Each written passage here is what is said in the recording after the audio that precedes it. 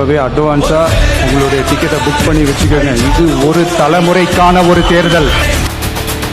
ஜனநாயகன் நம்ம மக்கள் நினைக்காம ஒரு மாற்றம் பிறக்காது.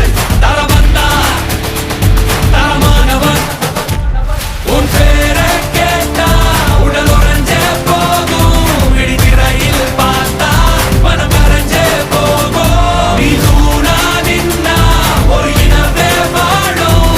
நீ தூரம் போனா எங்க உயிரே போகும். உனக்கே ஒரு யுத்தம் இனியே உயிரே உடலாம் தந்துளியே வருவேன் ஒரு பக்க துணையே உயிரின் உயிரே அழியாது மாலின் கதையே முடியாது ரத்தன் கரையே களத்தில் இவன் இருக்கும் வரையே இருக்கும் பயமே